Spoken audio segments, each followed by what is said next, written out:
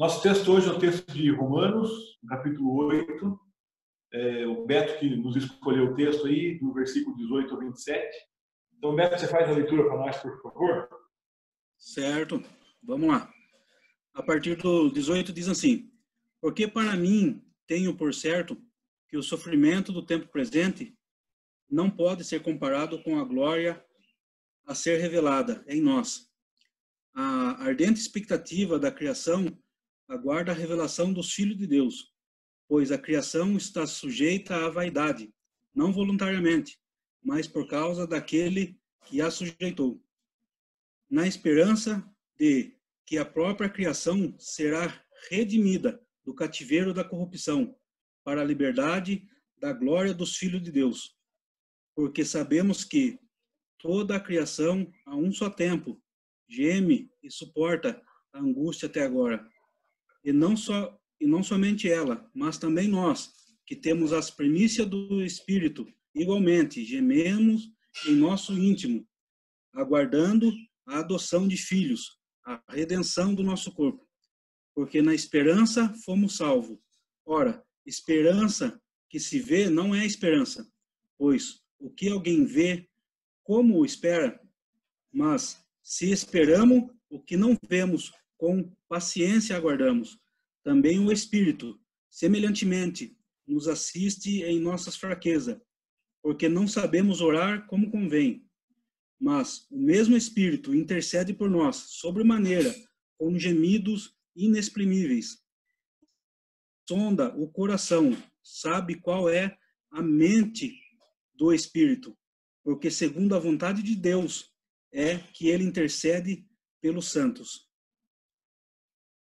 Vamos dividir esse texto aí, para a gente pensar um pouco no significado dele, né?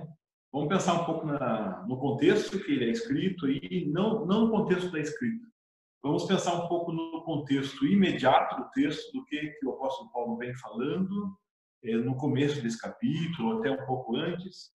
Depois vamos pensar aí na estrutura do texto em si, para a gente extrair dele a mensagem, né? E aí podemos terminar pensando aí o que isso fala conosco, qual é a mensagem que comunica para a nossa vida. Então, pensando no contexto imediato ali, pensando no contexto do assunto, no que é que Paulo vem falando, como é que ele chega nessas informações aí, o que é que vocês me dizem desse contexto do assunto aí do capítulo 8 da Carta aos Romanos? Bom, a Carta aos Romanos é uma carta muito linda, né? Por si só, ela, ao ser lida, estudada e meditada, a gente extrai grandes verdades dela. Ela é tida aí como uma das maiores exposições da doutrina cristã. Ela trata muito bem a questão da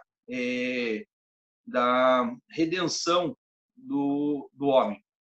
Então, o Paulo vai trabalhar muito bem aí, desde os primeiros capítulos, a questão da queda, a questão da incapacidade do homem de se redimir, a incapacidade do homem a alcançar esse favor de Deus, e esse favor ele vai ser alcançado simplesmente pela graça.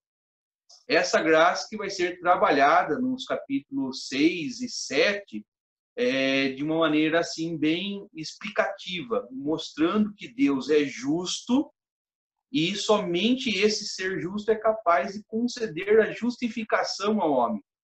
Essa justificação que vem através da remissão e vai abrir de forma bem surpreendente, bem forte, o capítulo 8, o versículo 1, dizendo que essa justificação agora então concede ao homem nenhuma condenação mais.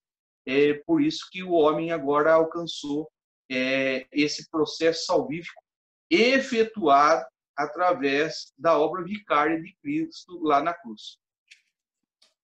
Beleza. Betão, aí do contexto? O pastor Lucas já disse aí, né? Ele lá no começo também já de Romanos já mostra, né,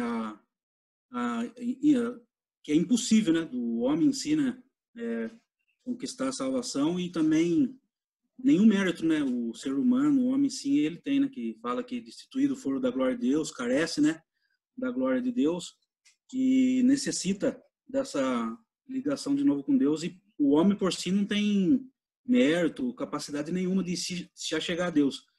E essa carta ela vem muito rica, né, mostrando a condução, a condição do ser humano em si, e a necessidade que ela tem em Deus, né?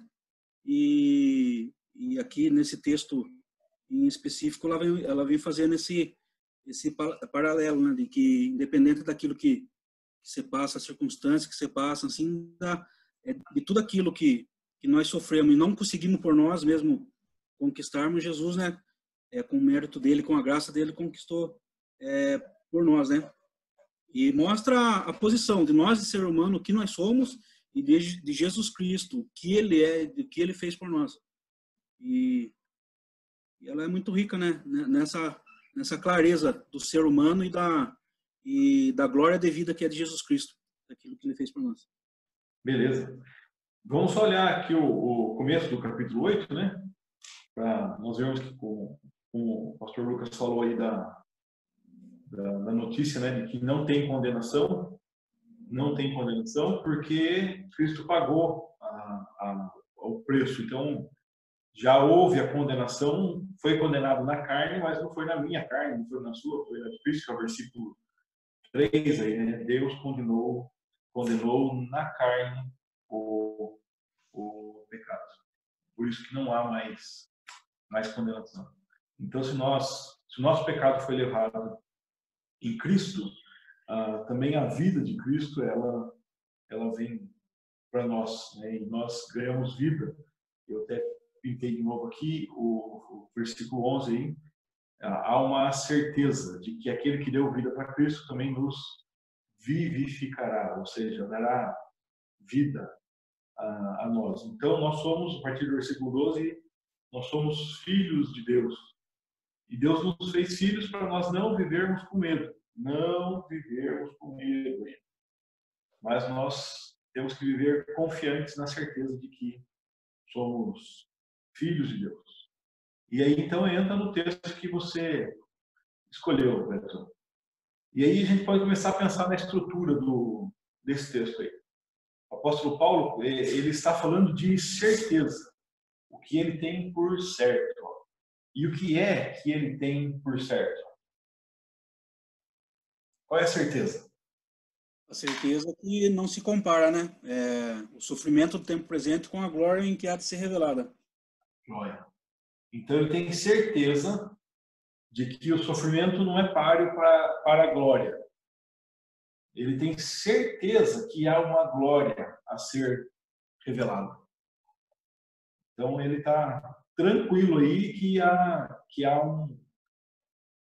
Nós já falou que nós somos filhos, e agora está tranquilo que essa transformação, essa glorificação acontecerá. Que olha quando ele fala de glória, olha como ele terminou o 17, versículo 17. Seremos glorificados. Seremos glorificados. Então ele está puxando o assunto aí e está nos dizendo que isso é certo. É certo que a glória será revelada. É certo que seremos glorificados. E isso é por certo. E a criação está esperando isso. Então ele começa a trazer elementos que reforçam essa certeza. Ele está certo de que isso vai acontecer e ele não espera sozinho. A criação também está esperando isso. Aguarda a revelação dos filhos de Deus.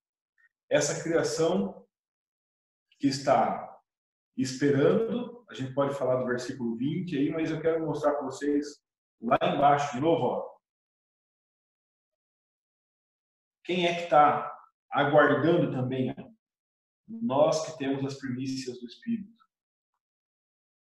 E aí, esperança de novo. E com paciência aguardamos. Está vendo como o fio aí que segura esse trecho aí é uma coisa que é certo que vai acontecer e está sendo esperado. Está sendo esperado com certeza. Certo? Tranquilo para vocês essa visão? Concorde, discorde? Perfeito. Está bem claro, né? Bem elucidado aí. Que independente do sofrimento, Deus jamais abandonaria os seus filhos, né? Sim. Então, nós temos aqui uma certeza de que há um futuro garantido aí, mas como é que você encara, então, a presença dos sofrimentos? Apesar dos sofrimentos, mas, cara, é fácil passar por ele, e essa certeza, ela é clara para todo cristão, assim, no momento das angústias, nós temos certeza, clareza, de que está tudo bem. Nós podemos dizer que isso caracteriza a igreja cristã hoje? Eu acredito que não, pastor. Humanamente falando, acho que o desespero diante das reveses, da intempérie que a vida pode apresentar ao ser humano, nós temos a tendência de pensar naquilo como algo sem solução. E, na verdade, a Bíblia trabalha essa abordagem. O texto que nós estamos lendo, Paulo está dizendo, não se preocupe com o sofrimento. A glória vai ser muito maior. Paulo sofreu grandes perseguições, o próprio Senhor Jesus Cristo, né, na exposição do Evangelho, na exposição do reino, da mensagem do reino, ele era perseguido, e disse isso para os seus discípulos: vocês vão ser perseguidos, vocês vão ter enfrentamentos, batalhas, mas linkando aqui com um texto que nós temos lendo aí recentemente, de João 16:33, o Senhor venceu o mundo. Então, a questão das lutas que teremos, ela é iminente a qualquer ser humano. Passaremos por dificuldades. E saber que não estamos abandonados à sorte. Temos um Deus, um Pai que está cuidando de nós, mesmo diante das dificuldades que Ele vai... tem uma grande promessa reservada para todos nós. Né?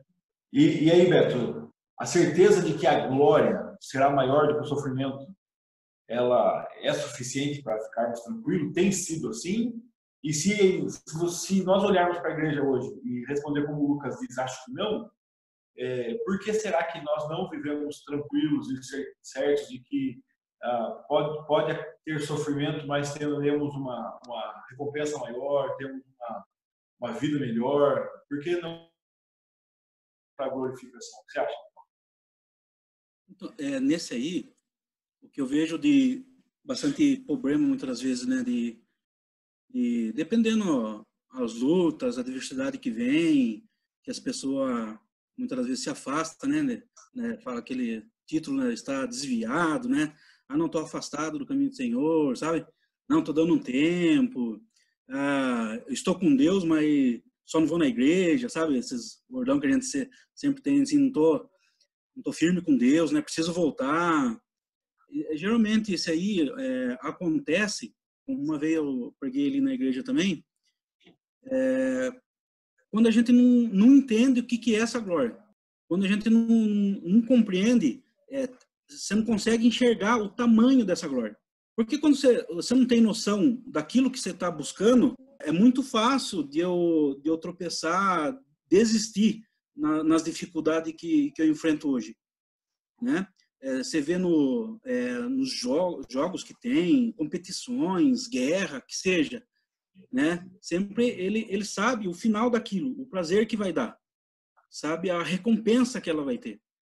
Então, quando eu entendo o que é essa glória, quando eu compreendo o que está reservado, o que está preparado para mim, que, né, nós já temos a premissa do Espírito, né?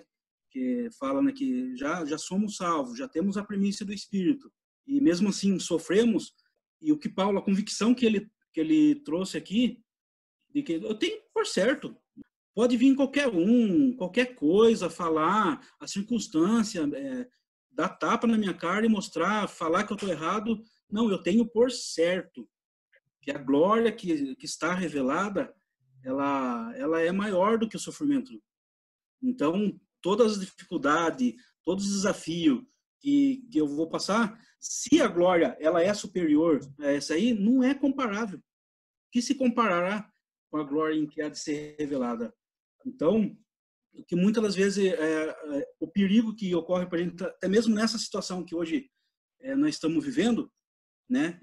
Eu vi alguns comentários de amigos meus comentando, falando que outros pastores vêm comentando, mas depois desse período aí, ficar muito tempo, quando voltar às reuniões da igreja, muitos crentes vão se desviar, muitos não vão voltar.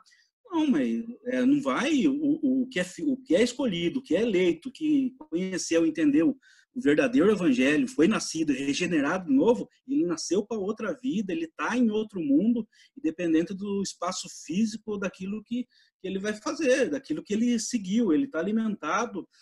O que pode acontecer mesmo de criar é uma diminuição do número da igreja, né?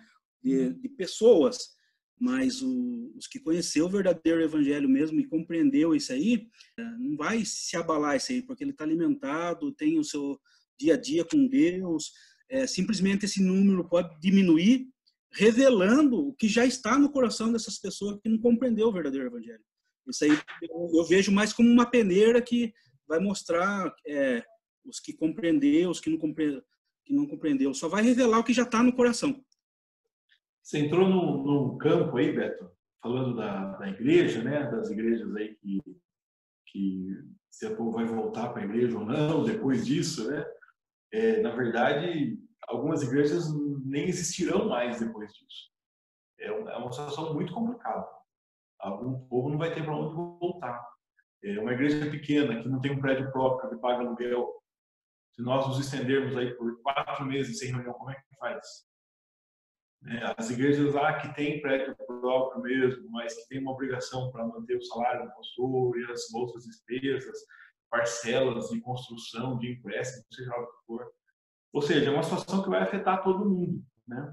As pessoas já não estão indo à igreja e por mais que uma igreja esteja bem organizada, tudo, mas não acredito que ela vai ter nem metade da arrecadação normal que ela tinha, por mais que os irmãos ainda se preocupem com isso e depositem no dízimo, coisas assim. Agora, algumas famílias e várias famílias também vão entrar em crise financeira. Então, por mais que as pessoas sejam responsáveis, organizadas, a renda delas vai diminuir. Então, nós estamos olhando aí para uma situação que não é uma situação de uma ou outra família, é uma situação da nação. Então, as lutas, ou como Paulo fala aqui, os sofrimentos, que é a palavra que ele usa aqui no versículo 18, né? Esses sofrimentos aí tá pegando todo mundo hoje. E olhando para o que nós estamos pensando aqui, né? Por que a igreja, a minha pergunta é essa, por que hoje a igreja, né, não enxerga isso, não olha para o sofrimento assim, falar, fica tranquilo porque a glória é maior que ele. Né? Eu vou voltar ao texto aqui, pegando o que vocês falaram, e quero que a gente preste atenção junto, uma coisa. Então, por que eu vejo que a igreja, nós temos dificuldade hoje de encarar os sofrimentos aí e olhar para a glória? Porque, de quando que é o sofrimento?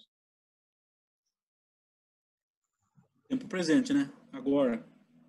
E de quando que é a glória? Vai ser revelada, né? Futuro. Futuro.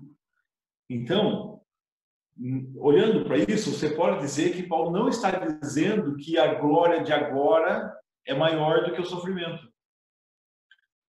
Então, ele está dizendo que o sofrimento agora, o sofrimento pode ser maior do que toda a glória. Agora, o sofrimento pode te pegar e te pegar de verdade mesmo. E vai doer. E ele está levando o seu olho para a glória a ser revelada. Isso aqui me lembra o Sermão do Monte. Lembra o Sermão do Monte? Como é que Jesus usa exatamente isso no Sermão do Monte? Agora vocês choram, agora vocês têm falecido de justiça, agora vocês enfrentam lutas e provações, né? Agora vocês sofrem. Mas vocês têm que fazer isso e ser felizes, por quê? Porque no futuro vocês serão consolados, vocês verão a Deus, vocês serão fartos, vocês receberão o reino dos céus. Então, e nós somos muito ruins de acreditar nessa coisa que é para futuro, né? Você acha que nós somos bons para acreditar em futuro ou bons para aguentar sofrimentos agora com promessa de futuro? Nós somos tão ansiosos que até para comprar um carro tem que ser financiado, né? As coisas têm que ser financiadas, né? Então, tantas pequenas coisas, né? É tudo no imediato, né? Quando fala de lá, mas nem sei se vou estar vivo até lá, né? Sempre assim, né? O ser humano é voltado para essas coisas, né? Vou falar uma coisa que o Lucas, desculpa, Lucas, você não vai entender que não é do seu contexto, mas eu e o Beto entendemos bem. Quando você vê aquele videozinho das crianças com um doce na frente, a mãe fala: espera 5 minutos para pegar, espera eu voltar, não coma, né? Você vê o menino olhando o docinho lá. E como é difícil, cara. Como é difícil aguentar agora, né? Com a esperança de que vai ser melhor depois. Isso é muito difícil. Tem que estar bem claro na nossa mente, né? A glória futura. Bem claro, né? Enxergando pelos olhos da fé mesmo, né? Aquilo que não se pode ver, não se pode palpar, é futuro. Tem que estar muito claro em nossa mente isso aí. Então, e o texto faz isso, né, Beto? O texto faz isso. Ele mostra, aguarde, espere, calma, né? Vai vir. O texto trabalha muito nisso, né? Tem gemido, vai sofrer.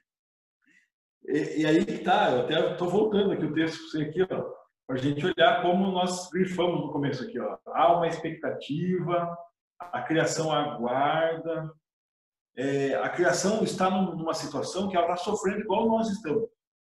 A criação também está passando os sofrimentos do tempo presente. E ela está esperando no futuro aqui, ó. Ela será redimida, né? Ela será redimida para a liberdade. Ela está sujeita, mas ela será libertada, né? Então ela está aguardando. E nós também, que já recebemos uma amostra, recebemos as primícias do Espírito aqui, temos uma amostra já do que virá, nós temos que aguardar mesmo sofrendo. Nós estamos gemendo, mas nós aguardamos algo que é certo que vai acontecer, não há dúvida. E aí nós somos salvos justamente na esperança. E ele termina falando sobre esperança. Desse texto aí, o que vocês gostariam mais de ressaltar aí disso que a gente está vendo aqui? Olhando então para esse texto aqui, ele está no imediato aí, falando do sofrimento versus, né, a glória que há de ser revelada, né? E por outro lado tem o quê? As coisas boas que tem também no mundo, né? As coisas boas que existem também, a natureza, né? A alegria, destaque ainda nessa terra, no mundo, a família, as felicidades que a gente tem. E tudo aquilo que a gente se apega, né? Quem que, por exemplo, vai conversar, tá afim de morrer hoje? Ninguém vai querer estar afim. Mas nem que fale, e se Jesus vir hoje? Não, espera um pouco porque tem que acertar alguma coisa. A maioria. Sendo que a Bíblia fala, né, que quando Jesus voltar, né, os escolhidos dele vai estar como um soldado de prontidão vindo o Redentor, né? Fala, fique de prontidão que a sua redenção já está, né? E muitos correrão envergonhados, né? Falam assim, né? Então, por quê? Porque no mundo ainda existe muita coisa boa, né? Na aparência do mundo, do ser humano, muita coisa que ele gosta, muita coisa para se divertir, para sentir o seu prazer. Nem precisa ser através do pecado. As coisas boas mesmo das nossas vidas, como cristão, tem coisas gostosas, tem coisa boa, maravilhosa que Deus, a graça de Deus, né, que Ele deu ainda para nós aqui. E você olhando para tudo isso, né, que o texto está falando, do sofrimento aqui, você olhando para tudo isso, as coisas boas também que existem nesse mundo, as coisas amável, agradável, a natureza, a família, o amor, a comunhão, né, tudo isso ainda de bom que ainda existe nesse mundo, a Bíblia classifica ele, mostra ele como mal ainda, né, como não é comparado com a glória. Então, independente de tudo ainda que existe nesse aqui, também é incomparável, as coisas boas que existem na glória. Não é perfeito. Tudo isso ainda não é perfeito. Não é isso, não é perfeito.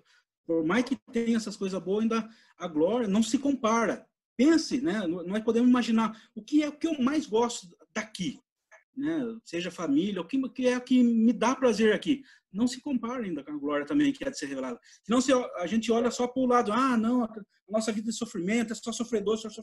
Não, também tem as coisas boas e a glória é além disso. Tudo as coisas boas ainda que nós passamos nesse tempo de comunhão, de união, as coisas que nós se regozija no Senhor, se alegra para com a glória em que há de ser revelada. E outro ponto, ainda dependente de tudo isso que não chegou na perfeição. Beto, segura esse ponto aí. Disso que você está falando, tem duas coisas para falar. A primeira, essa questão de que não é perfeito, mas pode ser muito bom.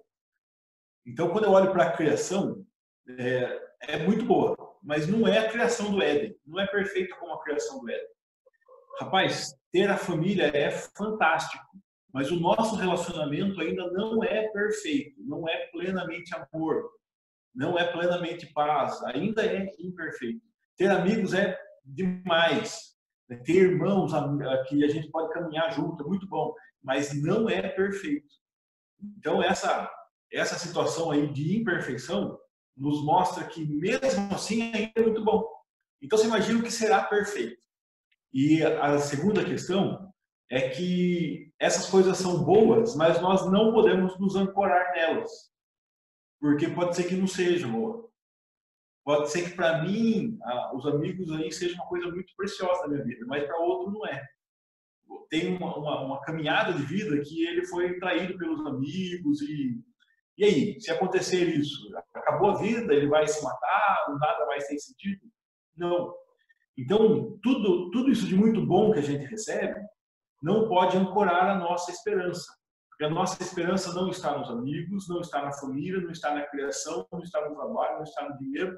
Embora todas essas coisas possam ser muito bem utilizadas, possam ser muito boas, possam nos fazer muito bem, mas tendo-as ou não tendo-as, a nossa esperança está na certeza da glorificação, na certeza de que somos filhos de Deus, de que seremos por Ele glorificados. É a certeza que Paulo vem trazendo no texto. Isso aí? Oi. E aí você ia falar uma segunda coisa. Você ia falar um segundo ponto aí. O segundo do terceiro, do 3. Segundo do 3. Independente, né, de tudo isso aí, de ter as coisas boas, né, e sabemos que tem as coisas ruins, que é que o texto está grifando aqui, né, as coisas ruins ainda que existem, né, no mundo, a natureza, né, a criação geme, né, e sabemos que a culpa, de quem? De fulano, não, a Bíblia deixa muito claro, a culpa é do homem, né, a culpa é do ser humano, onde que entrou o pecado e tem as consequências que existe hoje, porque é fácil, né? A gente quer tirar da nossa costa, né? Todos os erros que acontecem é mais fácil jogar na costa do outro, não porque Deus permite isso, porque Deus permite aquilo, não, a culpa é do homem, como já foi explicado também em outras pregações nas aulas, e a Bíblia deixa muito claro isso. E para finalizar aqui, o texto ele mostra aqui como que ele ressalta aqui a esperança, né? Que a esperança é de ter claro em nossas mentes a esperança da glória futura, né? Como o Espírito intercede por nós com gemido inexprimível. Antigamente, né, eu mesmo tinha uma compreensão, né, só de ouvir falar, né, até chegar e ler e entender o texto, e, não, porque o Espírito, ele vai orar, interceder e vai dar aquilo que eu quero, né? Não, ele vai saber pedir para mim. Não, eu quero o carro, mas eu não estou sabendo pedir o carro, né? Quero a casa, eu quero alguma coisa. Eu entendi assim.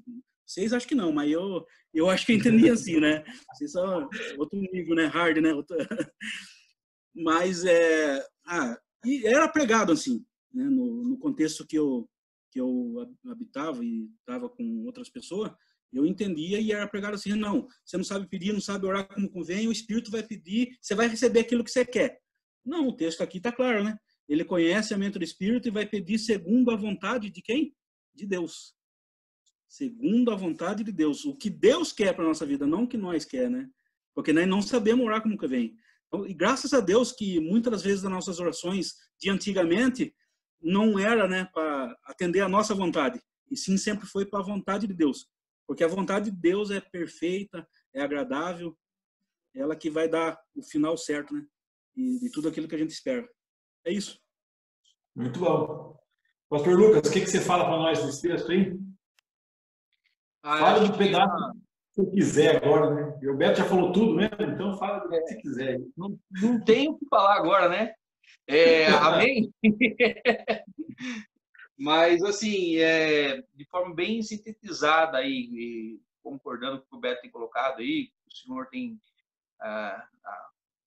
concordado e colocado algumas coisas mais, acho que a essência de Romanos capítulo 8, ela é essa, né?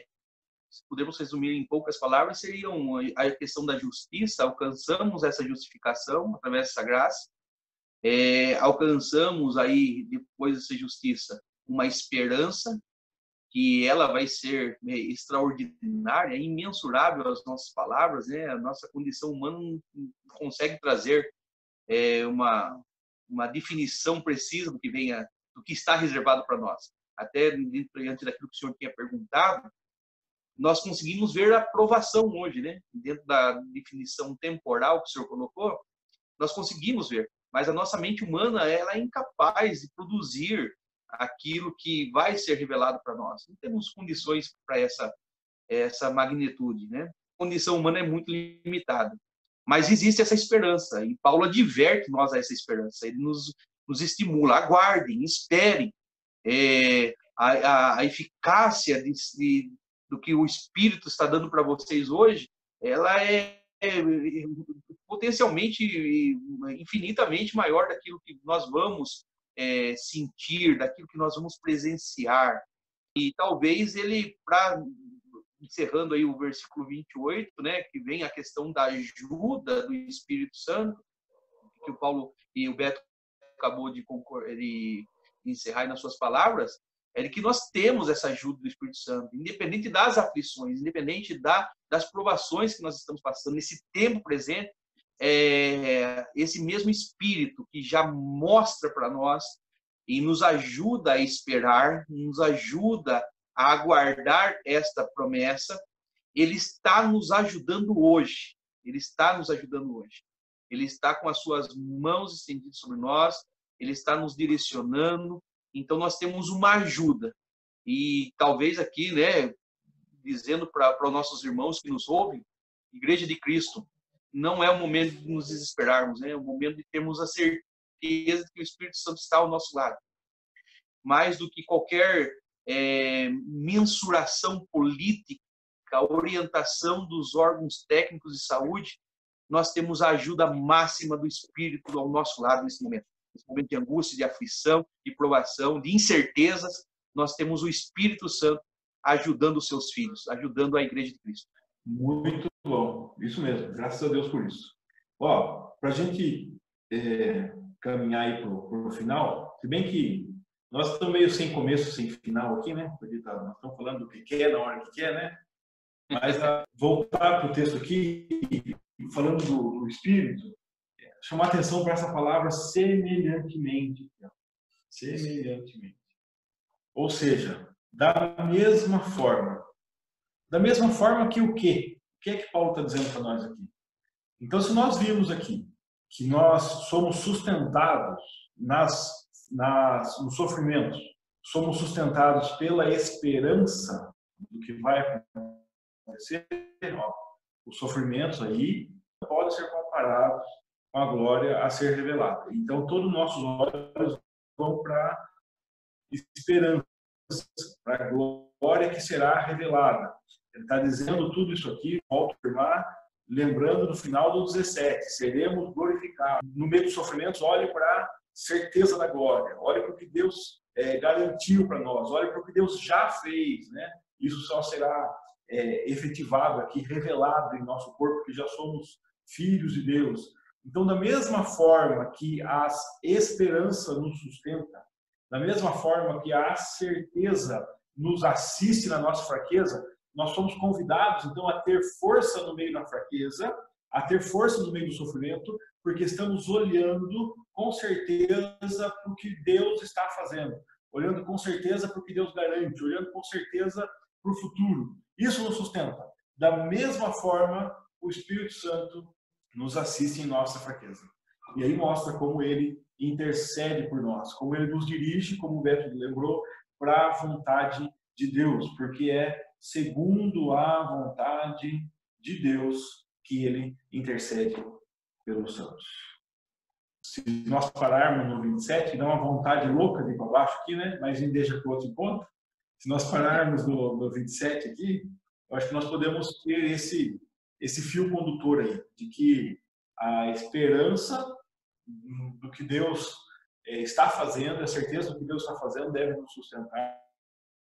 Tentem responder aí como é que a gente traz isso para os nossos dias, o que esse texto fala conosco, como a gente traz essa mensagem para a nossa vida. Olhando assim, isso aí ela vai se estender, vai se atualizar por tempos, né? Ela sempre vai estar atual. Essa mensagem que mostra que no passado, né, os cristãos teve dificuldade, teve tribulações, teve adversidade, teve as lutas. Hoje, né, em tempos passados, o presente e o futuro podemos ter, como outros irmãos que podem vir também futuramente, as tribulações e as lutas sempre vai ter. E foi uma coisa que Jesus nunca omitiu isso aí, né? Sempre vão passar por dificuldade, por tribulações, a adversidade, né? Mas tenha bom ânimo, né? Ele venceu, né? Ele mostrando que o caminho que ele chegou, o caminho que ele trilhou foi de vencedor, né? E aquele que toma a sua cruz e segue ele, tem garantia, né? Que o mesmo Espírito que reviveu ele, deu vida a ele, um dia há de reviver, né? E revelar, né? Os filhos de Deus, né? Então, independente do que passarmos hoje aí, o texto mostra claro, né? A criação geme, né? Nós gememos no nosso íntimo, seja por nós mesmos ou por o que acontece ao nosso redor também, né? Na humanidade que acontece. E o Espírito Santo, ele intercede por nós, ele geme e intercede aquilo que é vontade de Deus. E temos o amparo, né? O consolo dele, que foi para isso que ele veio também, para consolar, né? Nessas horas de aflições, de adversidade, nós temos o consolo maior, que é o Espírito Santo, nos abraçando, nos conduzindo, dando direção, dando ideias, estratégia, para passar não como pessoas, né, que quer se livrar daquilo que está na nossa frente.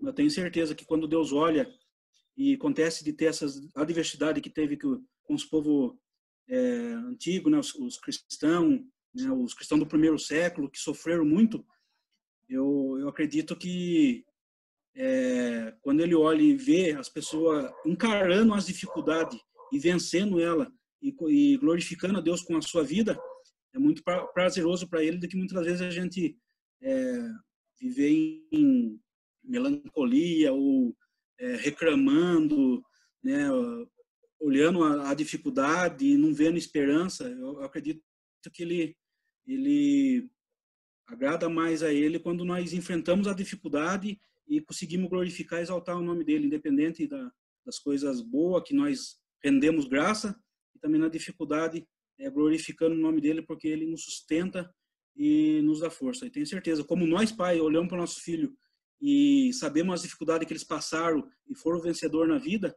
e alegra o nosso coração, eu acredito que ele também ele quer olhar para a sua igreja e ver uma igreja posicionada, né? Posicionada para enfrentar as dificuldades e glorificando ele sobre tudo, e não se dobrando, né, ao Deus desse mundo. Beleza. Lucas, mensagem final para nós aí. Pastor, Beto, amigos que nos ouvem aí, pode parecer um pouco difícil para nós dimensionar e comparar o que cada geração viveu, o que cada momento da história houve uma certa circunstância que trouxe muita dor e muito choro para aquele momento. Se nós olharmos ao longo da história bíblica, nós vamos ver Abraão enfrentando momentos de fome, os reis de Israel, os profetas passando por grandes dificuldades nos seus dias, os apóstolos, os discípulos, a história da igreja, são 20 séculos de história da igreja, diversas momentos e circunstâncias que trouxe desgraça Se a gente voltar a 7 séculos atrás, nós vamos ter a maior pandemia para a época, né, que foi a tal da peste negra, que dizimou 1/3 da população. Mas, independente se nós não podemos mencionar e comparar, em toda a história humana, nós temos pelo menos 3 certezas. A primeira delas é de que Deus Pai jamais abandonou seus filhos à sorte. Ele sempre esteve com o domínio na sua mão. E para nós, Igreja de Cristo, esse Deus Pai providenciou uma vitória plena que está reservada e prometida para nós. Nesse texto nós vimos isso, de que há uma glória a ser revelada e essa glória vai ser alcançada por nós na expiação máxima que Jesus Cristo realizou na cruz. Ele garantiu, ele venceu o mundo, ele é o Todo-Poderoso. E terceiro, que é o Espírito Santo sempre auxiliando os seus filhos, fazendo eles enxergarem que a promessa ela é muito maior, de que a promessa ela é extraordinária e nós não estaríamos abandonados à sorte e ele nos ajudaria a caminhar. E nesse momento não é diferente. Nós temos um auxiliador do nosso lado, o Espírito Santo, que conduz a igreja, que sustenta a igreja, que instrumentaliza a igreja, que traz a igreja nas suas mãos o seu consolo para passar por essa diversidade desses dias que nós estamos vivendo, desse colapso mundial. E nós temos aqui a condição de há uma vitória reservada para nós, há uma grande glória que será revelada para nós. Mas nesse momento nós já podemos experimentar o auxílio do Espírito Santo para nossas vidas, para a nossa família, para a Igreja de Cristo. Nós não estamos abandonados à sorte. Nós temos o Espírito Santo que nos auxilia. Essa é a minha conclusão aí, pessoal. Amém. Então, a esperança deve nos manter firmes, olhar para o que Deus faz, olhar para a herança, olhar para a glória, e isso deve ser a nossa âncora, deve ser o nosso porto, onde nós nos apegamos, e quando as coisas aqui dão certo, tudo bem, quando não dão certo, nós continuamos firmados em Cristo, e isso nos mantém firmes. Da mesma forma, o Espírito Santo também nos fortalece, porque nós não sabemos fazer o que é necessário, nós não sabemos nos sustentar sozinhos. Então, Ele nos guia, nos assiste. Então, nesse momento aí que vivemos, que nós possamos continuar olhando para Deus, continuar olhando para o que Ele já fez, porque só isso nos manterá firmes, né? Só isso nos manterá de pé, olhar para Deus. Que Deus nos ajude a olhar para Ele, em nome de Jesus. Amém. Meus queridos, obrigado. Deus abençoe vocês. Amém. Amém, pastor. Um abraço para a família, tá? Abraço. Um abraço. Obrigado pela companhia aqui.